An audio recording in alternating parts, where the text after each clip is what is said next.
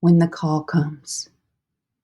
When the phone rings, the text message says, "Call me now." Will you be ready? Ready for the news, the immediate change in your daily routine, the hole left in your heart where once the promise of a restored relationship remained.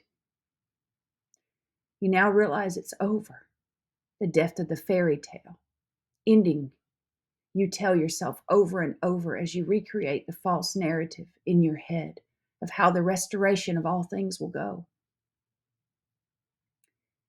It's in that moment you realize that the relationship, although brief, although included only a few phone calls and text messages, was all they were capable of giving. And that was the restoration process of the fragmented pieces of the broken vessel left behind. Left behind after childhood rape, childhood adversity, parental neglect, physical abuse, or them caught in the throes of active addiction trying to binge their way to happiness. Although fleeting, it's all they had to hold on to. When you realize the pain of cutting yourself never truly takes the ache in your heart away for what once was, could have been, was never to be, or only a fantasy you dreamed up to protect your bubble of love you tried so hard not to have burst. It was not the love you deserved, but a love nevertheless. You long for it, crave it, but now with that phone call, you know the farce of the fantasy you created in your mind to survive is over. What do you do then? When all hope is lost, where do you turn? What will bring you joy and remove the pain, sorrow, and profound loss of finally realizing you come from a broken family, one shattered by trauma, and in order for you to thrive, you must move past the raw, gaping wound of the past and step into the promises of today. If you allow yourself to dwell in the past, the what could and should have been, you become stuck in a cycle of abuse, generational trauma, and lack when God is calling you to abundant, purpose-driven life. It's in you. It's always been in you. It's what the devil tried to kill inside of you when the darkness visited your door. You have a choice. Go back in the hell of the past or let it go and step into the future. It takes 2 feet to be in today.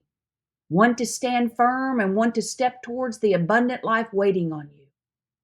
Choose life. Choose to step towards the positive and not the negative. Dwell in the light. When those phone calls come, and they will come, you need to be anchored on the rock of light, Christ. You will draw strength from Him to weather every storm, and you will be victorious in Him. Grief is a natural part of life. But you must not let a spirit of sorrow overtake you and spiral you down into the pit you dug yourself out of with the help of Christ, other believers, your spouse. When the phone call comes, you answer it with a helper. His name is Jesus, the name above every name. The news will not shake you. Instead, you will stand strong as the waves of loss hit you hard, and you will not drown in the sorrow that comes on you like a flood. You will refuse to let it destroy who you have become. You will sit, reflect, cry, listen to worship music, have a friend pray for you. And most importantly, let the Holy Spirit hold you and give you fresh oil to walk out the day after the news comes. Look to the cross, look to Jesus. No one understands how complicated life is for a survivor of childhood rape, incest, familial human trafficking, parental abuse, or neglect. When the family who is supposed to protect you and show you what love is becomes fragmented, and the broken pieces cut you in open wounds that take years and years to heal. The complicated mess of grieving when you lose a mother, father, sister, brother, or family member is exponentially harder. You get triggered all over again. The darkness threatens to consume you and pull you back into the pit Christ pulled you out of. It's hard to explain how you still love and long for a mother or a father or a family torn apart by dark family secrets most want to bury. Sadly, it's in the hiding, the concealing, the attempt to maintain the false narrative that you are part of a loving family, a family that has your back, that actually causes you the most harm.